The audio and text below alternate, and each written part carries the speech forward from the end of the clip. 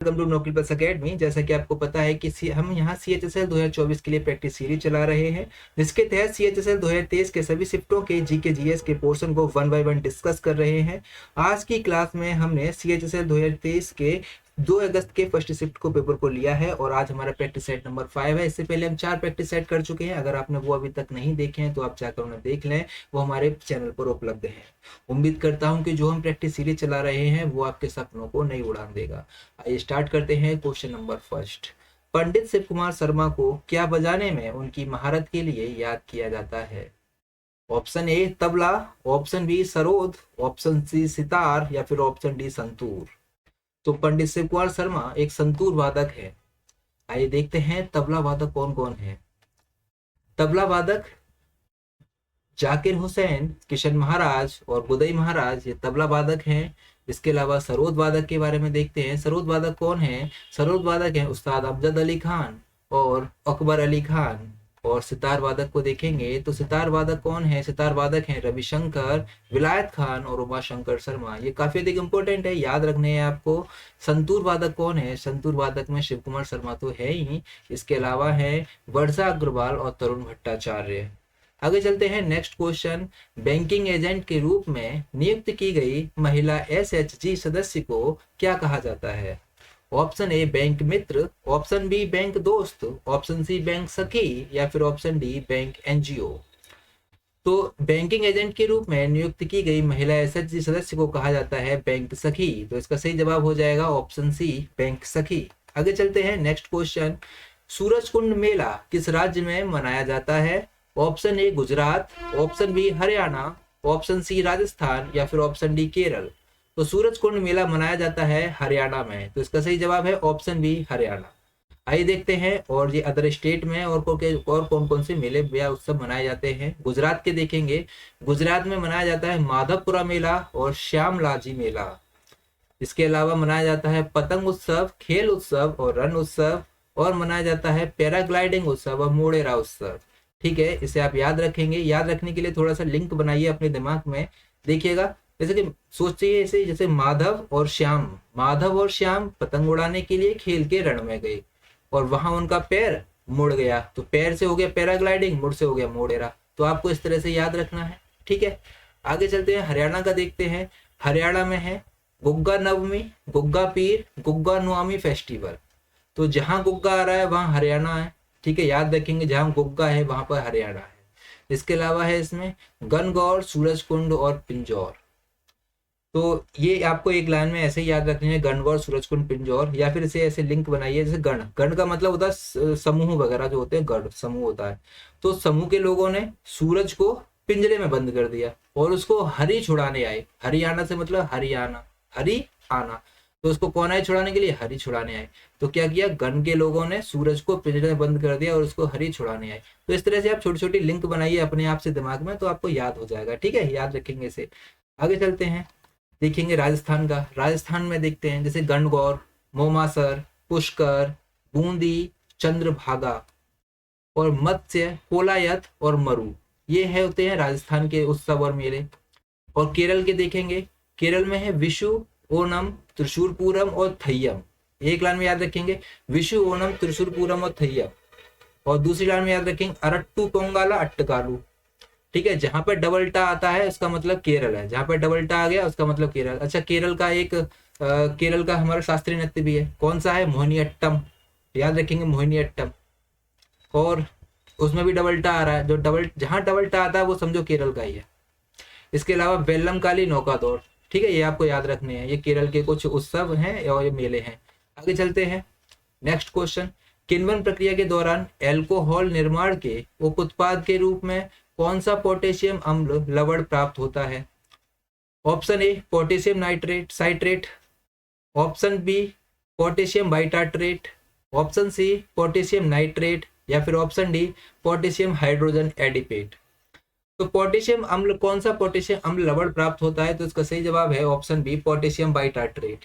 Next question है, lawn tennis में जोड़ी में खेले जाने वाले मैचों के लिए कोर्ट की चौड़ाई कितनी होती है? तो जोड़ी में खेले जाने वाले मैचों के लिए कोर्ट की चौड़ाई कितनी होती है इसने पूछा है। आइए चेक करते हैं। Option A 38 feet, option B 36 feet, option C 34 feet या फिर ऑप्शन डी 32 फीट। तो इसका सही जवाब है ऑप्शन बी 36 फीट। तो इसका सही जवाब क्या है ऑप्शन बी 36 फीट। देखेंगे लॉन टेनिस के बारे में। देखो लॉन टेनिस जोड़ी में खेला जाता है और एकल भी खेला जाता है। जो जोड़ी में खेला जाता है तब उस कोर्ट की चौड़ाई होती है 36 फीट और लंबाई होती है 78 फीट 78 फीट। 78 फीट मतलब 23.77 मीटर और चौड़ाई होती है 36 फीट यानी कि 10.97 मीटर।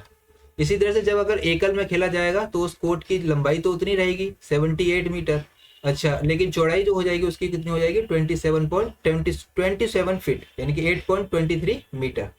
अच्छा, टेनिस में एक नेट यूज होती है तो उस नेट की ऊंचाई कितनी रहती है 4 फीट नेट की ऊंचाई रहती है और जो सर्विस लाइन होती है वो नेट से 21 फीट की दूरी पर सर्विस लाइन होती है। तो याद रखेंगे। अच्छा, इन आयामों को निर्धारित कौन करता है? इन आयामों को निर्धारित करता है अंतर्राष्ट्रीय टेनिस महासंघ ITF के द्वारा इन आयामों को निर्धारित किया जाता है। तो ये सारी चीजें आपको याद रखनी है। आगे चलते हैं। नेक्स्ट क्वेश्चन है हमारे पास 2014 में सूक्ष्म ऋणदाता बंधन फाइनेंशियल सर्विसेज जिसका मुख्यालय कहाँ पर है को RBI द्वारा एक यूनिवर्सल बैंक शुरू करने के लिए सैद्धांतिक मंजूरी दी गई थी।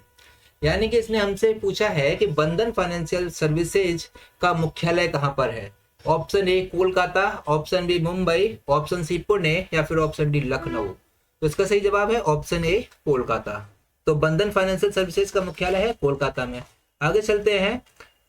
नेक्स्ट क्वेश्चन है विधवा पुनर्विवाह संघ 1861 के संस्थापक के रूप में किसे जाना जाता है? तो यानी आपको बताना है कि विधवा पुनर्विवाह संघ की स्थापना किसने की थी। Option A doctor Atmaram Pandurang, option B Rajaram Mohan Roy, option C Dwarkanath Tagore या फिर ऑप्शन डी महादेव गोविंद रानाडे।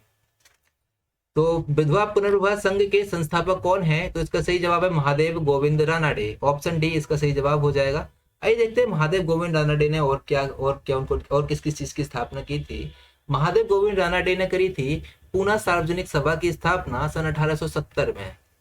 तो किसकी स्थापना की थी? पूना सार्वजनिक सभा की स्थापना 1870 में करी थी। इसके अलावा इन्होंने की थी दक्कन एजुकेशन सोसाइटी की स्थापना 1884 में। महादेव गोविंद रानाडे ने की थी इसकी स्थापना और इनके द्वारा लिखी हुई पुस्तक है ऐसे ऑन इंडियन इकोनॉमी और इनके द्वारा जो समाचार पत्र प्रकाशित किया गया था वो था इंद्र प्रकाश। याद रखेंगे इन बातों को। आगे चलते हैं। आत्माराम पांडुरंग। तो डॉक्टर आत्माराम पांडुरंग ने किसकी स्थापना की थी? इन्होंने प्रार्थना समाज की स्थापना करी थी वो महादेव गोविंद रानाडे के साथ मिलकर सन 1867 में। इसके अलावा द्वारकानाथ टैगोर ने लैंड होल्डर सोसाइटी की स्थापना करी थी 1838 में और इनके द्वारा इनकी जो पत्रिका थी पत्रिका का नाम है तत्वबोधिनी। तो क्वेश्चन आएगा भैया तत्वबोधिनी पत्रिका किसकी है? तो आप इसका जवाब देंगे द्वारकानाथ टैगोर की है। याद रखेंगे इसे। आगे चलते हैं। राजाराम मोहन राय। राजाराम मोहन राय ने किसकी स्थापना की थी? राजाराम मोहन राय ने किया था 1825 में वेदांत कॉलेज की स्थापना और राजाराम मोहन राय कई भाषाओं के जानकार भी थे और उन्होंने 20 अगस्त 1828 को ब्रह्म समाज की स्थापना की थी और 1829 में बेंटिक के द्वारा सती प्रथा को प्रतिबंधित करने के लिए कानून बनवाया था। किसने? राजाराम मोहन राय ने। तो राजाराम मोहन राय ने सती प्रथा को प्रतिबंधित करने के लिए कानून बनवाया था। याद रखेंगे इन चीजों को। इसके अलावा इन्होंने फारसी भाषा में मिरातुल अखबार का प्रकाशन किया था। तो राजाराम मोहन राय ने फारसी भाषा में मिरातुल अखबार का प्रकाशन भी किया था। ये सारी चीजें इंपॉर्टेंट ही हैं, आपको इन्हें याद रखना है, स्क्रीनशॉट ले लेना है। आगे चलते हैं। नेक्स्ट क्वेश्चन है कोरापुट जिले में पंचपटमाली भंडार निम्नलिखित में से किस खनिज के भंडार हैं? तो कोरापुट जिले में पंचपटमाली भंडार किस खनिज का भंडार है? ऑप्शन ए लौह अयस्क, ऑप्शन बी तांबा, ऑप्शन सी मैंगनीज या फिर ऑप्शन डी बॉक्साइट। तो पंचपटमाली भंडार बॉक्साइट का भंडार है। याद रखेंगे। अच्छा, ये कोरापुट जिले में पंचपटमाली जो है वो कहाँ पर है? वो है उड़ीसा में। कहाँ पर है ये? उड़ीसा में। पंचपटमाली की बात करेंगे तो पंचपटमाली बॉक्साइट के उत्पादन के लिए एशिया की सबसे बड़ी खदान है पंचपटमाली। पूरे एशिया की सबसे बड़ी खदान बॉक्साइट के लिए पंचपटमाली है।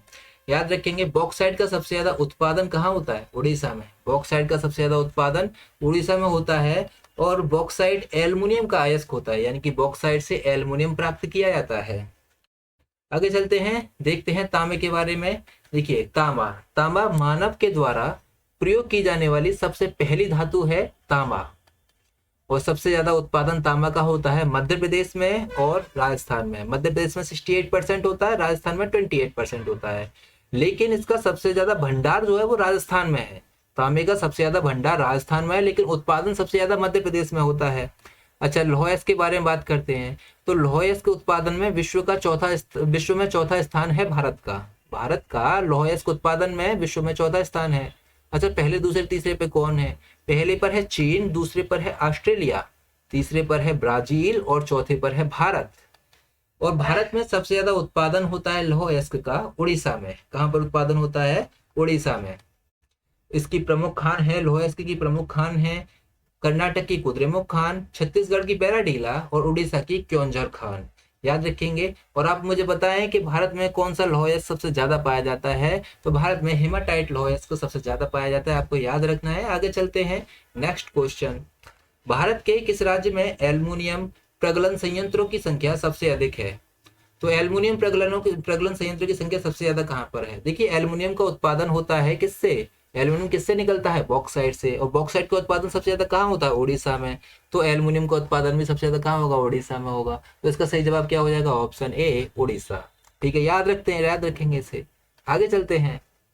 किस भारतीय संविधान का निम्नलिखित में से कौन सा अनुच्छेद जबरन श्रम को प्रतिबंधित करता है और शोषण को रोकता है? ऑप्शन ए अनुच्छेद 20, ऑप्शन बी अनुच्छेद 19, ऑप्शन सी अनुच्छेद 25 या फिर ऑप्शन डी अनुच्छेद 23। तो इसका सही जवाब है ऑप्शन डी अनुच्छेद 23। तो इसका सही जवाब क्या है? अनुच्छेद 23। अनुच्छेद 23 जबरन श्रम को प्रतिबंधित करता है। आइए इन सभी आर्टिकल के बारे में देख लेते हैं। आर्टिकल 20। आर्टिकल 20 क्या है? अपराध के लिए दोष सिद्धि के संबंध में संरक्षण प्रदान करता है। आर्टिकल 20 के तहत है आपको एक गलती की एक ही सजा मिलेगी। इसके अलावा सजा उसी समय के कानून के अनुसार मिलेगी जिस समय अपराध किया गया है, और सजा के बाद भी कैदी को संरक्षण दिया जाएगा। यह आर्टिकल 20 कहता है कि जब तक अपराधी को अपराधी घोषित नहीं किया जाता तब तक उसे अपराधी नहीं कहा जाएगा। इसके अलावा आर्टिकल 19 में अभिव्यक्ति की स्वतंत्रता है। इसके तहत कई सारी स्वतंत्रताएं हैं। आपको बोलने की स्वतंत्रता है, आप कुछ भी व्यक्त कर सकते हैं और आप कुछ भी बोल सकते हैं, आपको बोलने की पूरी स्वतंत्रता है।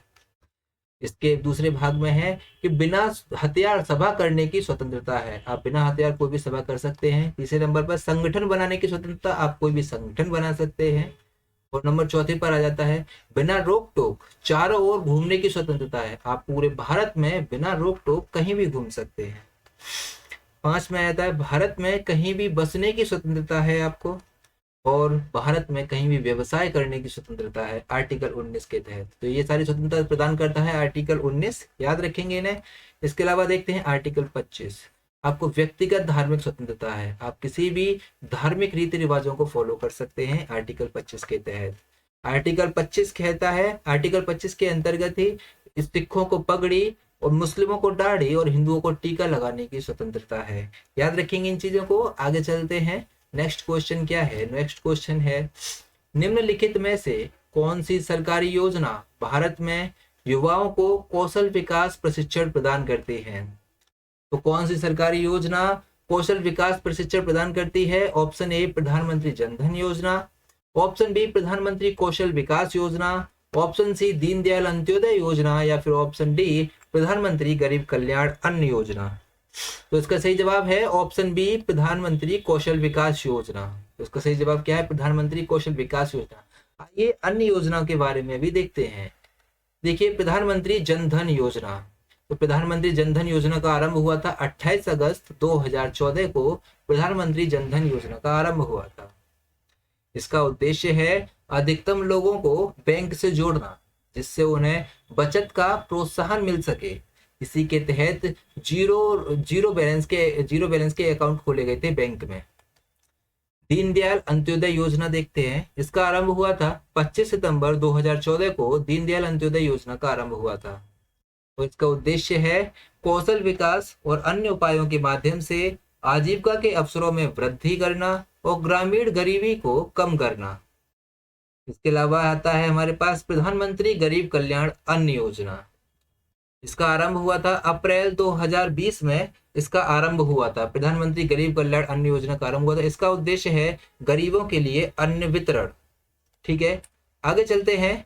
निम्नलिखित में से किस अंग्रेज मराठा युद्ध के परिणाम स्वरूप पेशवाओं के प्रांतों का विलय बंबई प्रेसिडेंसी में हो गया था? यानी कि पेशवा के प्रांतों का विलय किस युद्ध के दौरान बम्बई प्रेसिडेंसी में हो गया था? ऑप्शन ए चतुर्थ, ऑप्शन बी तृतीय, ऑप्शन सी द्वितीय और ऑप्शन डी प्रथम। तो इसका सही जवाब है ऑप्शन बी तृतीय। तो तृतीय युद्ध के परिणाम स्वरूप पेशवा के प्रांतों का विलय बम्बई प्रेसिडेंसी में हो गया था। आगे देखते हैं देखो प्रथम आंग्ल मराठा युद्ध। आंग्ल मराठा युद्ध देख लेते हैं। आंग्ल मराठा युद्ध कितने हुए थे? 3 आंग्ल मराठा युद्ध हुए थे। सबसे पहला युद्ध 1775 से 1782 तक के बीच में चला था। इसमें ये युद्ध ब्रिटिश ईस्ट इंडिया कंपनी और मराठा के बीच में हुआ था। इसमें अंग्रेज मराठों को नहीं हरा सके थे और इस युद्ध के दौरान हुई थी सालवाई की संधि। ठीक है, इस युद्ध के परिणाम स्वरूप कौन सी संधि हुई थी? सालवाई की संधि। याद रखेंगे, प्रथम आंग्ल मराठा युद्ध के फलस्वरूप सालवाई की संधि हुई थी। आगे देखते हैं द्वितीय आंग्ल मराठा युद्ध 1803 से 1805 के बीच चला था। द्वितीय आंग्ल मराठा युद्ध, इसमें इस युद्ध को अंग्रेजों ने जीता और इसके फलस्वरूप मराठों के कई क्षेत्र अंग्रेजों के पास चले गए और इसमें कई संधियां हुई थी। बाजीराव द्वितीय के साथ बेसिन की संधि हुई थी और भोंसले के साथ देवगांव की संधि हुई थी, जिसमें वर्धा और कटक नदी के पश्चिमी भाग को अंग्रेजों को दे दिए गए थे। और सिंधिया के साथ सुरजी अर्जुन गांव की संधि हुई थी, इसमें गंगा और यमुना के क्षेत्र कंपनी को दे दिए गए थे। और होलकर के साथ राजपुर घाट की संधि हुई थी। इसकी संधि हुई थी राजपुर घाट की संधि। आइए देखते हैं तृतीय आंग्ल मराठा युद्ध। तृतीय आंग्ल मराठा युद्ध हुआ था 1817 से 1819 के बीच। तृतीय आंग्ल मराठा युद्ध हुआ था, इसमें हमने सन नहीं लिखी है, आप इसे मेंशन कर लेना। 1817 से 1819 के बीच में तृतीय आंग्ल मराठा युद्ध हुआ था। इस युद्ध में मराठा पराजित हो गए थे। ये अंतिम युद्ध था आंग्ल मराठाओं का और इस युद्ध के दौरान मंदसौर की संधि हुई थी। किसकी संधि हुई थी? मंदसौर की संधि हुई थी। तो ये सारी बातें आपको याद रखनी है। आगे चलते हैं, नेक्स्ट क्वेश्चन है हमारे पास, निम्नलिखित में से कौन सा किसी वस्तु के अंतिम वस्तु के रूप में पहचाने जाने का सही कारण है? तो अंतिम वस्तु के रूप में पहचाने जाने का सही कारण कौन सा है, इसने हमसे ये पूछा है। इसमें से 4 ऑप्शन दे रखे हैं, 3 गलत हैं और 1 सही है। तो इसमें से ये बताना है कि कौन सा अंतिम वस्तु का एक कारण है। ठीक है, ये चेक करते हैं। पहले हम ये जानते हैं कि भैया अंतिम वस्तु होती क्या चीज है। अंतिम वस्तु वो होती है जिसको हम सीधे इस्तेमाल करने के लिए खरीदते हैं, यानी कि बिल्कुल तैयार वस्तु है, उसको हमने सीधे इस्तेमाल करने के लिए खरीदा है, वो अंतिम वस्तु है। एक तरह से हम कह सकते हैं कि वस्तु जिसको निर्माता ने बनाकर तैयार किया है, अब निर्माता उस पर कोई भी काम नहीं करेगा, अब उपभोक्ता उस पर काम करेगा और उपभोक्ता उसे अपने हिसाब से यूज करेगा, वो अंतिम वस्तु होती है। ऑप्शन चेक करते हैं। देखिए, ये ऑप्शन ए है, खरीद के बाद उपभोक्ता द्वारा इसे संसाधित नहीं किया जाता। क्यों नहीं किया जाएगा भाई? ये ऑप्शन गलत है। खरीद के बाद उपभोक्ता इसे संसाधित करेगा। देखिए, संसाधित करने का मतलब होता है किसी भी चीज को प्रिपेयर करना या फिर किसी भी चीज को अरेंज करना। तो भैया अंतिम वस्तु है, अब उस पर निर्माता ने उसको बनाकर रख दिया, उसको पैकेट बनाकर रख दिया, अब उसे उपभोक्ता खरीदेगा अपने हिसाब से, अब उसे अपने हिसाब से तैयार करेगा, अपने हिसाब से उसे यूज करेगा। तो ये तो बिल्कुल किया जाएगा, ये तो ऑप्शन गलत हो जाएगा, ए ऑप्शन। दूसरा देखते हैं, इसे पुनर्चक्रित या दोबारा उपयोग नहीं किया जा सकता। क्यों नहीं किया जा सकता? देखिए, कुछ अंतिम वस्तु होती है टिकाऊ, कुछ अंतिम वस्तु होती है नॉन टिकाऊ। टिकाऊ ऐसी वस्तु होती है जिनको बार बार यूज करते हैं। जैसे कि आप किसी दुकान पे गए, दुकान के से आपने कूलर खरीदा, ठीक है, या फिर आपने कोई गाड़ी खरीदी, या फिर आपने चप्पल वगैरह कोई भी ऐसा सामान खरीद लिया जिसको आप बार बार यूज करते हैं, वो टिकाऊ वस्तु होगी। ठीक है, यानी कि ऐसी वस्तु जिसको आप दोबारा उपयोग कर सकते हैं। तो भाई अंतिम वस्तु का हम दोबारा उपयोग कर सकते हैं, क्यों नहीं कर सकते? ये भी गलत हो जाएगा। ठीक है, कुछ ऐसी वस्तु होती है जिसको हम दोबारा उपयोग नहीं कर सकते हैं। हाँ, कुछ ऐसी वस्तु होती है, कुछ अंतिम वस्तु ऐसी होती है जिसको हम दोबारा उपयोग नहीं कर सकते हैं, लेकिन कुछ ऐसी वस्तु होती है जिनको हम दोबारा उपयोग कर सकते हैं। कुछ जैसे कि फल फ्रूट हो गए, इनको हम दोबारा यूज नहीं कर सकते हैं। लेकिन इसने पूछा क्या है कि हम अंतिम वस्तु को दोबारा उपयोग नहीं कर सकते, इसने तो सारी चीजों के बारे में पूछा है, तो ये गलत हो जाएगा। बिल्कुल कर सकते हैं, दोबारा उपयोग कर सकते हैं। ऑप्शन सी देखते हैं, यह उत्पाद के जीवन चक्र के अंतिम चरण में होता है। क्या ये उत्पाद के जीवन चक्र के अंतिम चरण में होता है? ये भी गलत है भैया, ये उत्पाद के जीवन चक्र के अंतिम चरण में नहीं होता है। ठीक है, ये भी गलत हो जाएगा। तो कुछ का अंतिम चरण होता है, कुछ का अंतिम चरण नहीं होता है, ये है, ये इसलिए सी ऑप्शन भी इसका गलत हो जाएगा। अच्छा, डी क्या कहता है? निर्माता द्वारा इसे आगे संसाधित नहीं किया जाता है। क्या निर्माता के द्वारा से आगे? ये इसका सही जवाब है कि निर्माता के द्वारा से आगे संसाधित नहीं किया जाता। इसका ऑप्शन डी हो जाएगा। देखो, निर्माता ने तो अंतिम वस्तु को तैयार ही किया है, अगर वो उसे आगे संसाधित करेगा तो वो अंतिम वस्तु कहाँ रह जाएगी? तो मध्यवर्ती वस्तु हो जाएगी। अगर निर्माता ने इसको बिल्कुल तैयार कर दिया है, अब अंतिम वस्तु पर निर्माता काम करेगा ही नहीं, तो इसलिए ये ऑप्शन सही, ऑप्शन डी सही हो जाएगा। ठीक है, आगे चलते हैं। देखिए अंतिम वस्तु के बारे में समझते हैं। एक तरह से डेफिनेशन है अंतिम वस्तु की। अंतिम वस्तुएं वे वस्तुएं होती हैं जिसे उपभोक्ता के द्वारा सीधे इस्तेमाल के लिए खरीदा जाता है। आसान शब्दों में हम समझेंगे तो ये वो चीज होती हैं जिन्हें हम अपनी जरूरतों और ख्वाहिशों को पूरा करने के लिए खरीदते हैं, तो वो अंतिम वस्तु होती है। एक तरह से कहें तो अंतिम वस्तु देखो टिकाऊ भी होती है, गैर टिकाऊ भी होती है। टिकाऊ वस्तु वो होती है जो चीजें बार बार उपयोग में आती हैं, वो टिकाऊ होती है, जैसे कि चप्पल, मोटर, फ्रिज, कूलर, ये सब बार बार यूज में आती हैं। और कुछ गैर टिकाऊ भी होती हैं, इनका उपयोग एक ही बार किया जाता है, जैसे कि फल, फ्रूट, ब्रेड, आटा, इनका यूज एक ही बार करते हैं हम। ठीक है, ये अंतिम वस्तुओं कुछ डेफिनेशन है। आप उम्मीद करता हूँ आपको समझ आया होगा। आगे चलते हैं, नेक्स्ट क्वेश्चन है हमारे पास। भारत में निम्नलिखित में से कौन सा राज्य के नीति निर्देशक सिद्धांतों का गांधीवादी सिद्धांत है? तो उसने गांधीवादी सिद्धांत पूछा है नीति निर्देशक सिद्धांतों में से। देखते हैं ऑप्शन ए, न्यायपालिका को कार्यपालिका से अलग करना। ऑप्शन बी, ग्राम पंचायत का गठन करना। ऑप्शन सी, समान नागरिक संहिता का संरक्षण करना। और ऑप्शन डी, समान काम के लिए समान वेतन देना। तो सिद्धांत पूछा है इसमें से, तो उसमें से कौन सा गांधीवादी सिद्धांत है? तो इसका सही जवाब है ऑप्शन बी, ग्राम पंचायत का गठन करना गांधीवादी सिद्धांत है। देखिए और भी ऑप्शन देखते हैं। देखिए न्यायपालिका को कार्यपालिका से अलग करना है, तो ये चारों के चारों नीति निर्देशक सिद्धांत है ये। तो इसमें ऑप्शन ए जो है ये आर्टिकल 50 में है कि न्यायपालिका को कार्यपालिका से अलग करना, आर्टिकल 50 में इसका उल्लेख है। ठीक है जी। इसके अलावा समान नागरिक संहिता का उल्लेख है आर्टिकल 44 में। और समान काम के लिए समान वेतन, इसका उल्लेख है आर्टिकल 39 में। और ग्राम पंचायत का गठन करना, इसका उल्लेख है आर्टिकल 40 में, आर्टिकल 40 में। याद रखेंगे। अच्छा, और भी गांधीवादी सिद्धांत है नीति निर्देशक तत्व में। देखिए नीति निर्देशक तत्व का उल्लेख हमारे संविधान के भाग 4 में आर्टिकल 36 से 51 तक है नीति निर्देशक तत्वों का उल्लेख। और इसमें जो गांधीवादी सिद्धांत हैं वो है इसमें आर्टिकल 40, आर्टिकल 43 का क, आर्टिकल 46 और आर्टिकल 47। तो ये इसमें गांधीवादी सिद्धांत है। देखते हैं आर्टिकल 40 में क्या है। आर्टिकल 40 में ग्राम पंचायतों का संगठन है। आर्टिकल 43 के क में क्या है? इसमें है उद्योग प्रबंधन में कामगारों की भागीदारी होगी। ये आर्टिकल 43 का क कहता है। आर्टिकल 46 में क्या है? आर्टिकल 46 में SC ST OBC के लिए विशेष आरक्षण है आर्टिकल 46 में। और आर्टिकल 47 में है सरकार पोषायुक्त आहार उपलब्ध कराएगी और शराब और नशीली दवाइयों पर प्रतिबंध लगाएगी, सरकार का कर्तव्य है। अर्थात हम ऐसे कह सकते हैं कि भाई सरकार का कर्तव्य होगा लोगों के स्वास्थ्य का ध्यान रखना, ये आर्टिकल 47 में। तो ये चारों के चारों आर्टिकल जो हैं ये गांधीवादी सिद्धांत से प्रेरित हैं। ठीक है, गांधीवादी सिद्धांत के हैं। आगे चलते हैं। क्वेश्चन है, किस वर्ष जॉन अलेक्जेंडर न्यूलैंड्स ने परमाणु भार के क्रम में व्यवस्थित रासायनिक तत्वों की आवर्तता का प्रस्ताव देते हुए अष्टक के नियम की एक नई अवधारणा प्रस्तुत की है? इसने हमसे पूछा है भैया न्यूलैंड ने अष्टक का नियम कब दिया था, बस इतने ये पूछा है। न्यूलैंड्स ने अष्टक का नियम दिया था और कब दिया था? अच्छा, न्यूलैंड का अष्टक नियम क्या होता है? न्यूलैंड के अष्टक नियम में होता है कि न्यूलैंड का अष्टक नियम कहता है जब तत्वों को उनके परमाणु भार के क्रम में लगाया जाए तो प्रत्येक 8वें तत्व के बाद जो तत्व आएगा वो अपने पुराने वाले तत्व से समान गुण दिखाएगा। तो ये होता है न्यूलैंड का अष्टक नियम। तो न्यूलैंड का अष्टक नियम कब दिया था? न्यूलैंड ने अष्टक नियम कब दिया था, इसने हमसे ये पूछा है। तो इसका सही जवाब है ऑप्शन बी, 1865 में न्यूलैंड ने अष्टक नियम दिया था। आगे चलते हैं। निम्नलिखित में से किसे 1909 में व्यवहारिक बेतार के तार के विकास के लिए कार्ल फर्डिनेंड ब्रॉन के साथ भौतिकी में नोबेल पुरस्कार से सम्मानित किया गया था? यानी कि फर्डिनेंड ब्रॉन के साथ किसको नोबेल पुरस्कार दिया गया था, इसने हमसे पूछा है। Option A, Heinrich Rudolf Hertz. Option B, John Michell. Option C, Wilhelm Roentgen. या फिर ऑप्शन डी, गुगलिमो मार्कोनी। तो इसका सही जवाब है फर्डिनेंड ब्रॉन के साथ जो नोबेल पुरस्कार मिला था वो मिला था गुगलिमो मार्कोनी के साथ। तो इसका सही जवाब है ऑप्शन डी, गुगलिमो मार्कोनी। अच्छा, जो मार्कोनी है, जो मार्कोनी को आधुनिक वायरलेस संचार का जनक कहा जाता है। इसको मार्कोनी को, गुगलिमो मार्कोनी को आधुनिक वायरलेस संचार का जनक कहा जाता है।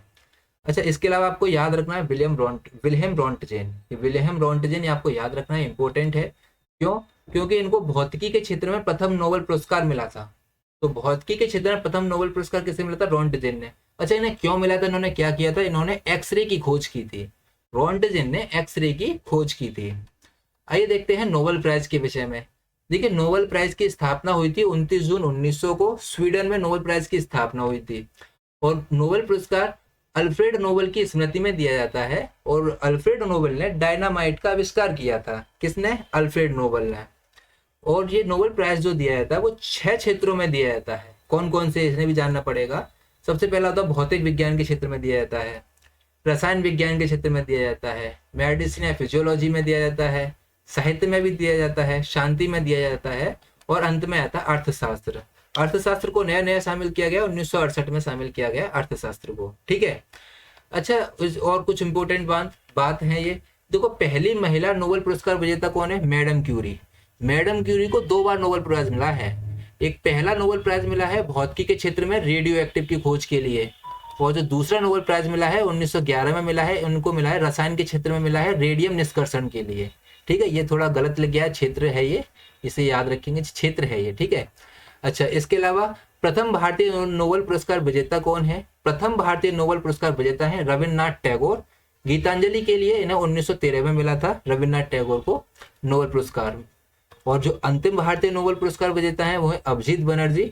इनको अर्थशास्त्र में 2019 में मिला है नोबेल प्राइज।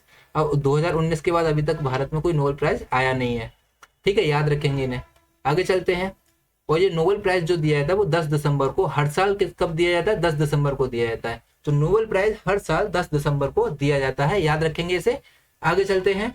नेक्स्ट क्वेश्चन है, 1956 में प्रख्यात भरतनाट्यम नृत्यांगना रुक्मणी देवी अरुणडेल को निम्नलिखित में से कौन सा पुरस्कार मिला था?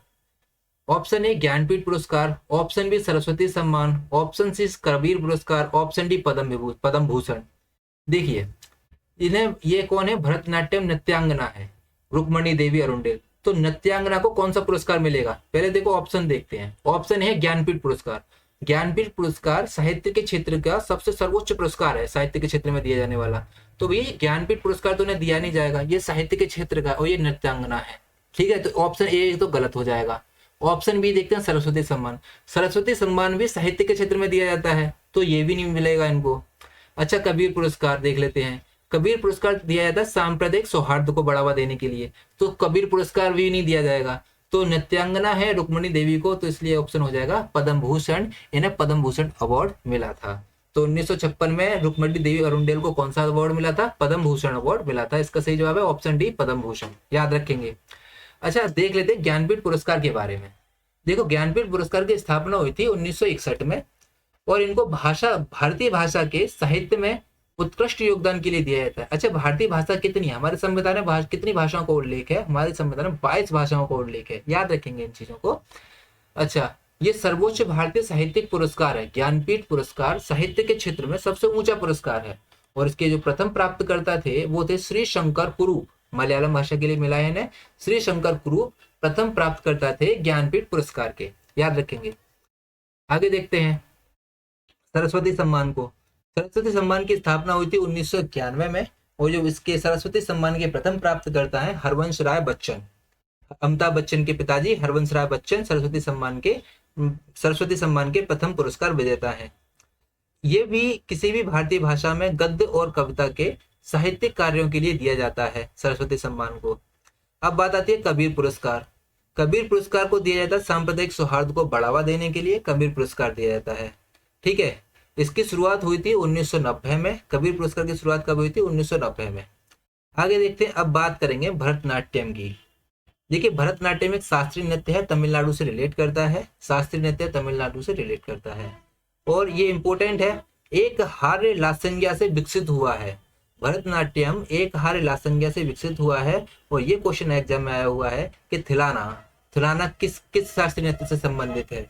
तो थिलाना जो है वो भरतनाट्यम से संबंधित है। थिलाना एक इसकी प्रस्तुति का एक चरण है, जो कि कार्यक्रम के अंत में किया जाता है थिलाना को। इससे संबंधित कलाकार बहुत इंपॉर्टेंट है, याद रखेंगे। देखिए, यामिनी कृष्णमूर्ति, इनको पद्मश्री, पद्म भूषण, पद्म विभूषण तो तीनों अवार्ड मिल चुके हैं, तमिलनाडु की रहने वाली हैं। सोनल मानसिंह, ये महाराष्ट्र से बिलोंग करते हैं, इनको मिला है पद्म भूषण और पद्म विभूषण। रुक्मणी देवी अरुणडेल, जो कि अभी हमने क्वेश्चन देखा है, ये तमिलनाडु से बिलोंग करती हैं, इनको मिला है पद्म भूषण। और मृणालिनी साराभाई, जो गुजरात से बिलोंग करती हैं, इनको मिला है पद्मश्री, पद्म भूषण। मृणालिनी साराभाई कौन है? ये विक्रम साराभाई की पत्नी है, विक्रम साराभाई की पत्नी है ये। अच्छा, पद्मा सुब्रमण्यम, ये तमिलनाडु से बिलोंग करती हैं, ये इनको मिला है पद्मश्री और पद्म भूषण। तो ये है कुछ कलाकारों के नाम, आपको याद रखनी है। यामिनी, सोनल, रुक्मणी, मृणालिनी पद्मा। एक लाइन में याद रखेंगे इसे, यामिनी सोनल रुक्मणी मृणालिनी पद्मा। ठीक है, तो इसे 3-4 बार बोलेंगे तो याद हो जाएगा। आगे चलते हैं, आगे चलते हैं। निम्नलिखित में से कौन सी फसल भारत में व्यावसायिक खेती के लिए स्वीकृत एकमात्र आनुवांशिकतः रूपांतरित फसल है? तो कौन सी फसल है भैया? ऑप्शन ए बीटी बैंगन, ऑप्शन बी सरसों, ऑप्शन सी बीटी कपास, ऑप्शन डी टमाटर। तो आनुवांशिक रूपांतरित फसल है इसमें से बीटी कपास, तो इसका सही जवाब हो जाएगा बीटी कपास। ठीक है, आगे चलते हैं। नेक्स्ट क्वेश्चन है, मुंडारी नृत्य किस भारतीय राज्य से संबंधित है? मुंडारी नृत्य किस भारतीय राज्य से संबंधित है? Option A Mizoram, option B Karnataka, option C Arunachal Pradesh, option D Jharkhand. तो मुंडारी नृत्य संबंधित है, देखिए मुंडारी में याद रखेंगे मुंडा। अच्छा, मुंडा बिरसा मुंडा से याद रखेंगे बिरसा मुंडा। और मुंडा जनजाति कहाँ रहती है? मुंडा जनजाति झारखंड की रहने वाली। बिरसा मुंडा से याद रखेंगे, बिरसा मुंडा कहाँ के रहने वाले थे? झारखंड के। तो इसका सही जवाब हो जाएगा ऑप्शन डी झारखंड। अच्छा, देखते हैं झारखंड के बारे में, झारखंड में और कौन कौन से नृत्य होते हैं। देखिए, फगुआ, परुलिया, डमकच। एक लाइन में याद रखेंगे, फगुआ, परुलिया, डमकच। 3-3 बार बोलेंगे, फगुआ, परुलिया, डमकच, फगुआ, परुलिया, डमकच। इसके अलावा छऊ लहसुया जिताका, और आया था पाइका सोहराई सरहोल। एक एक लाइन में से याद रखेंगे। अच्छा, कर्नाटक में क्या है? यक्षगान, डोलू, वीरगासे, बिलाल्टा और बेलाटा। और है पुनिथा, भूतकेला, नागमंडला। अच्छा, कर्नाटक को याद करने के लिए ट्रिक देखो, ऐसे याद रखेंगे। कर्नाटक में नाटक आ रहा है ना, तो नाटक के यक्षगान करते हुए डोल रहे थे, यानी कि कोई भी एक व्यक्ति है वो नाटक का यक्षगान करते हुए डोल रहा था, बड़ी बड़ी वीर गाथा सुना रहा था, बिलालता से और बेलाटा से, बेलाटा से बड़ी बड़ी वीर गाथा सुना रहा था। क्या है इसका? देखो फिर से देखते हैं। नाटक, तो कोई भी एक व्यक्ति नाटक का यक्षगान करते डोल रहा था और बड़ी बड़ी वीर गाथा सुना रहा था, बिलालता से बेलाटा से। किन की वीर गाथा सुना रहा था? उस नाटक में भूत थे और नाग था, और नाटक में कौन थे? भूत थे और नाग था। तो भूत केला, भूत से भूत केला, नाग से नागमंडला। इसे याद रखेंगे। किन से किनु था। तो इसे याद रखने के लिए एक ट्रिक है, इसे लिंक बनाइए अपने दिमाग के अंदर, या फिर अपनी तरफ से कोई लिंक बना लीजिए।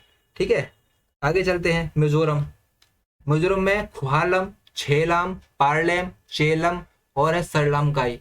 देखो, मिजोरम के ये कुछ नृत्य हैं, देखिए इन्हें ध्यान से देखेंगे तो आपको मिलेगा इसमें lump lump lump lump lump, यानी कि जहां जहां लम आ रहा है वो मिजोरम है, जहां जहां लम आ रहा है वो मिजोरम है। लम लाम लेम जहां भी आ रहा है वो मिजोरम है।